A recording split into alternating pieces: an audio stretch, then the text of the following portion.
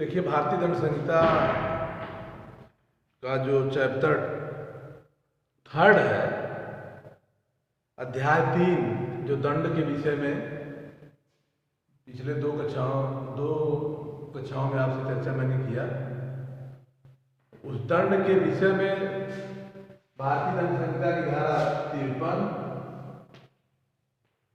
53 से 75 तक, 53 से 75 तक के सभी उपबंधों को 53 से 75 तक के सभी उपबंधों को आपके समक्ष जो है मैं जो महत्वपूर्ण है उन धाराओं को हम परिचर्चा करते हैं जो आपके जानकारी और परीक्षा के दृष्टि से है। वह भारतीय दंड संहिता का चैप्टर 3 का महत्वपूर्ण क्वेश्चन जो है वह धारा 53 पर है, सेक्शन 53 पर है। सेक्शन 53 पर महत्वपूर्ण है, जो दंड के मतलब आपको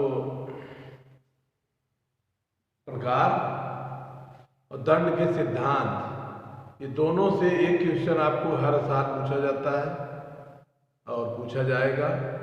जानकारी के लिए भी, जानकारी के दृष्टि से भी आपको दंड के सिद्धांत, दंड के प्रकार जानना है। इसका 2 कक्षाओं से आपकी हमारी चर्चा हो रही है। अब जो मृत्यु दंड है, मृत्यु दंड के बारे में, कैपिटल पनिशमेंट जो सबसे बड़ा दंड है, इस पर भारतीय दंड संहिता में जो मूल विधि थी, मूल दंड संहिता था, उस समय दंड कुल 6-7 सेक्शनों में, 6-7 धाराओं में था। लेकिन समय और परिस्थितियों के परिवर्तन के साथ साथ भारतीय दंड संहिता में आज के परिप्रेक्ष्य में भारतीय दंड संहिता कुल 511 धाराओं में हम देखते हैं, कुल 511 धाराओं में लगभग 11 धाराएं ऐसी हैं उन धाराओं के अंतर्गत कोई व्यक्ति अपराध करता है, आपराधिक परिभाषा के अंतर्गत रहता है, तो ऐसे अपराधियों को मृत्यु दंड दिया जाएगा।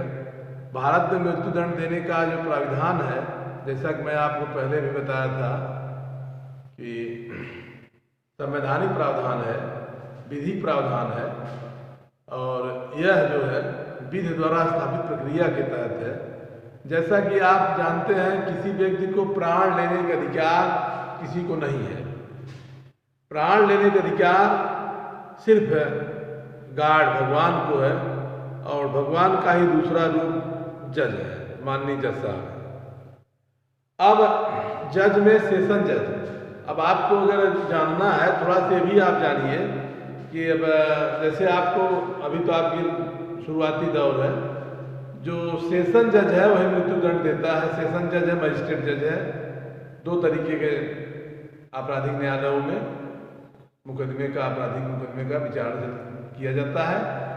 सेशन न्यायाधीश को जो है 7 साल से अधिक दंड देने का जो प्राविधान बताया गया, अधिकार बताया गया है, 7 साल से अधिक मृत्यु दंड तक की सजा देने का अधिकार सेशन न्यायाधीश को है। और मजिस्ट्रेट के न्यायालय में 3 तरीके मजिस्ट्रेट न्यायालय होते हैं, प्रथम श्रेणी के मजिस्ट्रेट न्यायालय, द्वितीय श्रेणी के मजिस्ट्रेट का न्यायालय, न्यायिक मजिस्ट्रेट का न्यायालय। इस तरह से आप लोग CRPC पढ़ाया जाएगा तो विस्तार जानेंगे, थोड़ा सा आप सुन लीजिए। तो मजिस्ट्रेट का जो न्यायालय है वो 3 तरीके के न्यायालय है। तो मजिस्ट्रेट का न्यायालय 7 साल से कम वाला सजा देता है, और सेशन न्यायालय जो है आजीवन कारावास अथवा मृत्यु दंड वाला सजा देता है। अर्थात 10 साल, ऐसे कह लीजिए 7 साल से अधिक की जो सजा होती है, 7 साल से के दंड से अधिक दंडनीय जो अपराध हैं, उन अपराधों का जो सजा देने का अधिकार है वो सेशन न्यायाधीश का है। सेशन जज कहते हैं, सेशन जज और मजिस्ट्रेट न्यायालय। क्रिमिनल में 2 होते हैं, मजिस्ट्रेट न्यायालय में। अभी हम आपको दंड के 5 सिद्धांत, मृत्यु दंड बताए थे, आजीवन कारावास बताए थे। मृत्यु दंड, आजीवन कारावास की जो भी धाराएं हैं, जान लीजिए मृत्यु दंड का मृत्युदंड और आजीवन कारावास की जो भी सजाएं धाराएं हैं ये सेशन जज ही देखता है। दरअसल 7 साल से ऊपर की सजा है। कारावास में जो 7 साल से अधिक की कारावास है सब सेशन जज किए जाएंगे। 7 साल तक या 7 साल से कम वाली जितने सजाएं हैं 7 साल तक के मजिस्ट्रेट न्यायालय में विचार किए जाएंगे। अब आपको यहाँ मृत्युदंड देने की बात जहाँ तक है, आपको यह पता होना चाहिए कि भारतीय संविधान में लिखा गया है, भारतीय संविधान उपबंधित किया गया है, कानून में उपबंधित है किसी व्यक्ति कोई कानून कोई दंड किसी व्यक्ति के जीवन को कोई हस्तक्षेप नहीं करेगा। लेकिन भारतीय संविधान के अनुच्छेद 21 में लिखा गया है कि किसी व्यक्ति को उसके प्राण एवं दैहिक स्वाधीनता को विधि के द्वारा स्थापित प्रक्रिया के अनुसार ही वंचित किया जाएगा अथवा नहीं। अर्थात किसी व्यक्ति को प्राण दंड भी देना है और या तो उसके दैहिक स्वाधीनता में हस्तक्षेप करना है तो कानूनी प्राविधान के अंतर्गत ही हस्तक्षेप किया जाएगा। No person shall be provide right to life and right to life personal liberty, right to life and personal liberty except to according procedure establish by law. Procedure establish by law, procedure establish by law एक प्रकार से आप देखेंगे यह है इसका ये procedure establish by law से तात्पर्य है ड्यू प्रोसेस ऑफ लॉ, सम्यक प्रक्रिया। इसका तात्पर्य है कोई भी प्रक्रिया किसी व्यक्ति को प्राण दंड देना है या सजा देना है तो कैसी होना चाहिए, उचित हो, न्यायपूर्ण हो, नैसर्गिक हो, फेयर जस्ट एंड रिजनेबल हो, फेयर हो, जस्ट हो और रिजनेबल हो, उचित हो, न्यायपूर्ण हो और नैसर्गिक हो। अब भारतीय संविधान के अनुच्छेद 21 के परिप्रेक्ष्य में हम देखते हैं किसी व्यक्ति को प्राण लेना है, प्राण दंड देना है जज साहब को, और प्राण दंड आपको आज किसी ने बताया कि कुल 11 जगह मृत्युदंड देने की बात है। मृत्युदंड कैसे दिया जाएगा? फांसी के फंदे पर भारत में मृत्युदंड देने का प्रावधान है। जिस किसी व्यक्ति को मृत्युदंड दिया जाएगा उसको सीआरपीसी की धारा 354(5) में उपबंधित किया गया है कि उसको फांसी के फंदे पर रस्सी से उसके गर्दन में लटकाया जाएगा फंदे में तब तक कि जब तक वो मर न जाए। अच्छा, फांसी के फंदे पर रस्सी से लटका कर मृत्यु कारित करना यह है, कैसे है? यह जो है कि प्रोसीजर इस्टेब्लिश बाय लॉ है, विधि के द्वारा स्थायी प्रक्रिया है। अब विधि के द्वारा स्थायी प्रक्रिया से तात्पर्य है कि किसी व्यक्ति को विधि के द्वारा स्थायी प्रक्रिया के अनुसार उसके प्राण और दैहिक स्वाधीनता से वंचित किया जा सकता है। अब विधि के द्वारा स्थायी प्रक्रिया आप समझ रहे हैं, इसका मेन कारण है कि प्रक्रिया जो है उचित हो, न्यायपूर्ण हो, नैसर्गिक हो। अब मृत्यु दंड देने की बात है, जो विदेशों में जहां मृत्यु दंड दिया जाता है किसी किसी देश में मृत्यु दंड और कष्टकारी है। कहीं पर जो है कि मृत्युदंड देने का बात है, ईरान में, अरब कंट्रीज में पत्थर मारकर मृत्युदंड दिया जाता है, कहीं गोली मारकर दिया जाता है, कहीं जहर मारकर दिया जाता है। लेकिन जो भारत में है मृत्युदंड देने का प्रावधान है कि उसको फांसी के फंदे पर रस्सी लटकाकर मारा जाता है अपराधी को। अब यहाँ पर हम देखते हैं धारा 53 में जो मृत्युदंड के जो सिद्धांत बताए गए हैं, आजीवन कारावास, कठोर कारावास, साधारण कारावास, इसमें एक और था निर्वासन का सजा, उसको निरस्त कर दिया गया। 1949 में पहले अभी 5 प्रकार जो दंड दिए जाते हैं। एक पहले था आईपीसी, आप जान लीजिए आईपीसी में पहले उपबंधित था। 1949 से उसको निरसित कर दिया गया, सस्पेंडेड कर दिया गया। वह काले पानी, उसको कहते थे काले पानी सजा, देश निकाले की सजा। अपराधी को निकाल दिया जाता था समुद्र के किनारे, समुद्र के बाहर कह दीजिए आप, समुद्र के उस पार, वो भी एक प्रकार से मृत्यु दंड था। वहां को छोड़ दिया था निर्जन एरिया में, एकदम वीरान एरिया में छोड़ दिया जाता था। लेकिन वह जो है 1949 के बाद भारतीय जनसंहिता से निरसित कर दिया गया। अब आपको 53A हम बताते हैं क्या है, 53A।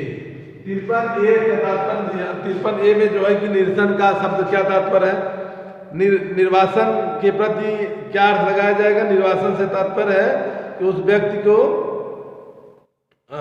चाहे जो भी हो उसको आजीवन निर्वासन से संबंध लगाया जाता था। इसके बाद हम आपको देखते हैं भारतीय संहिता में मृत्युदंड का लघुकरण करने की व्यवस्था है। मृत्युदंड के पक्ष में विपक्ष में जो तर्क है, अब इसमें बताया गया है मृत्युदंड के पक्ष में क्या तर्क है, मृत्युदंड क्यों दिया जाए, मृत्युदंड क्यों न दिया जाए। मृत्युदंड के पक्ष और विपक्ष में जो तर्क है परीक्षा में आपको पूछा जाता है, मृत्युदंड भारत मृत्युदंड का प्रावधान बताइए, भारतीय संहिता मृत्युदंड का प्रावधान गिनाइए, मृत्युदंड के पक्ष में तर्क दीजिए, मृत्युदंड के न दिया जाए इसके पक्ष में तर्क दीजिए। तो आपको 5-6 पॉइंट में आपको उत्तर देना है। जैसे मृत्युदंड अपराधी को सुधरने का न दिया जाए, इसलिए सुधरने का मौका दिया जाए, और तमाम विदेशों में भी जहाँ मृत्युदंड की व्यवस्था नहीं है वहाँ भी अपराध इसी तरह तमाम इस तरह से हैं जो आपको यहाँ। और मृत्युदंड के बारे में माननीय उच्चतम न्यायालय के कई विनिश्चय हैं, जिसमें मिट्ठू सिंह पंजाब राज्य है, बेचन सिंह है, और इस तरह से अटॉर्नी जनरल नाम चलम्मा देवी का है। जारी जितने केसेज हैं सब में मृत्युदंड के पक्ष में विपक्ष में तर्क दिया गया है। अब यहाँ अब एक प्रश्न आता है कि मृत्युदंड का लघुकरण करने की शक्ति सेक्शन 54 में लिखा गया है, धारा 54 में लिखा गया है 54 में कि मृत्युदंड अगर न्यायालय देती है तो उसको लघुकरण करने की शक्ति है, छोटा उसको मृत्युदंड को आजीवन कारावास में परिवर्तित करने की शक्ति है। अपराधी से बिना अपराधी के सहमति से, अपराधी की सहमति जरूरी नहीं है, बिना अपराधी के सहमति से भी मृत्युदंड को लघुकरण करने की शक्ति है। मृत्युदंड को लघुकरण कर दिया जाता है, आजीवन कारावास को लघुकरण करने की शक्ति है। समुचित सरकार जो है, जहाँ तक आप देखते हैं मृत्युदंड को लघुकरण करने की शक्ति में, अब भारतीय संविधान का अनुच्छेद 61 जो है भारतीय संविधान का अनुच्छेद 361 में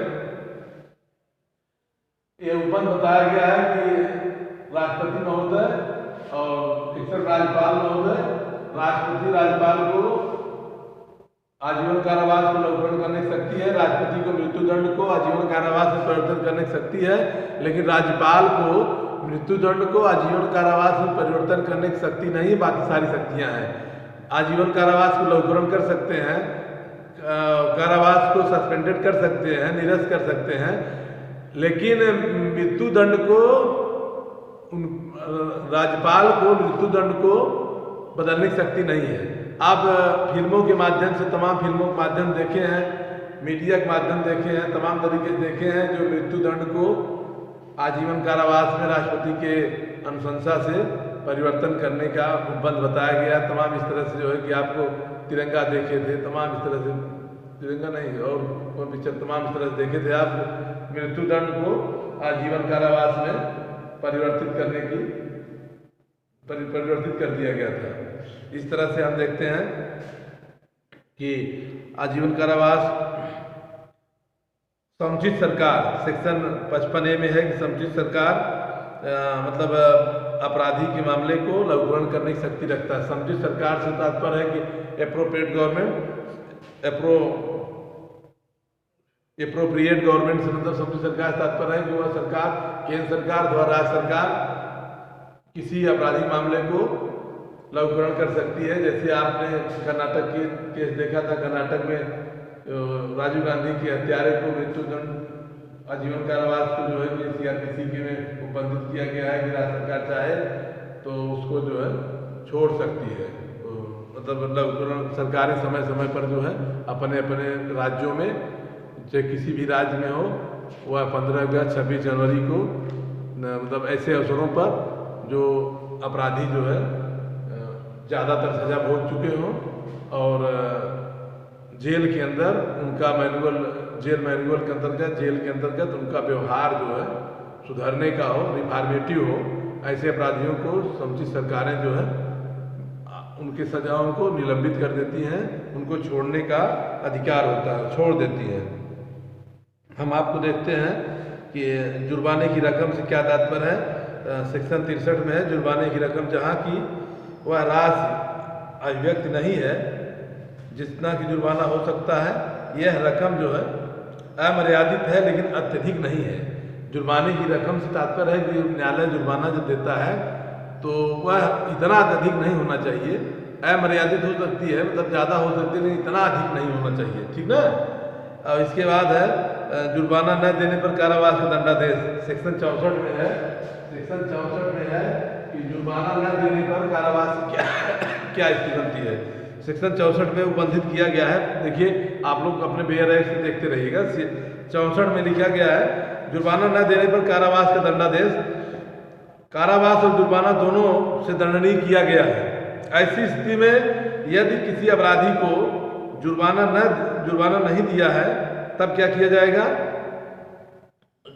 उसमें जो है कि वह न्यायालय जो ऐसे अपराधी को दंडित करेगा सक्षम होगा, दंडादेश देगा और जुर्माना की अवधि को अमुक अवधि के कारावास भोगने के कारण के अतिरिक्त होगा जो दंडादेश के लिए लागू तथा दंडनीय होगा। अर्थात ये सेक्शन ये धारा कहता है कि जुर्माना न देने पर कारावास की अवधि जो है दंडादेश की अवधि के अनुपात में होनी चाहिए।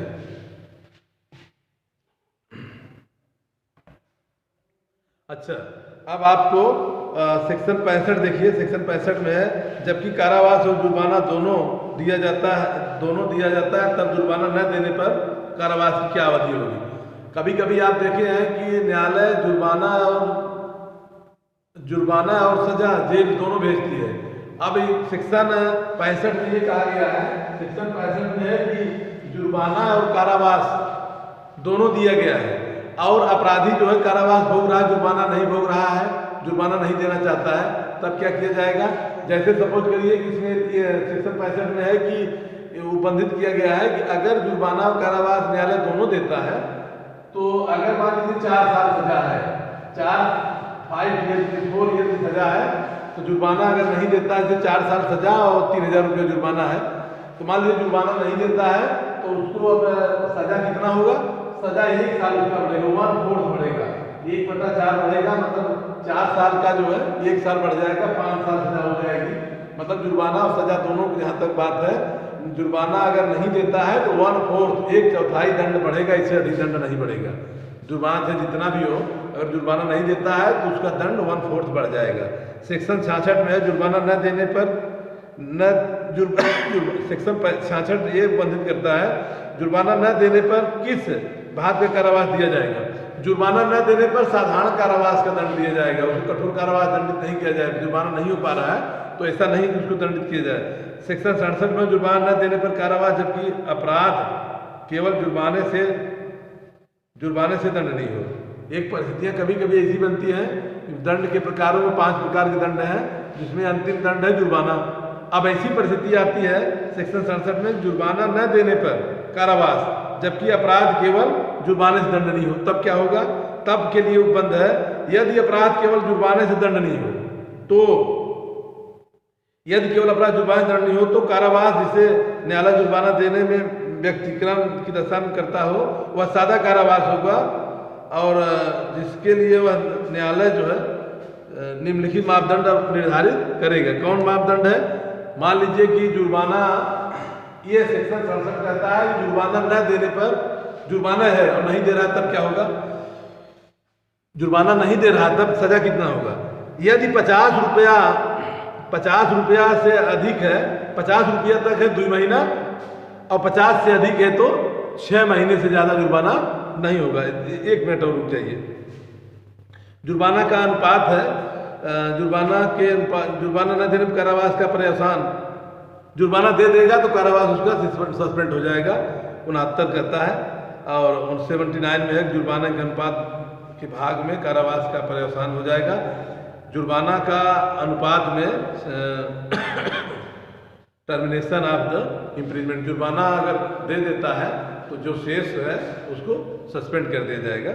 इस तरह से अब अगले दिन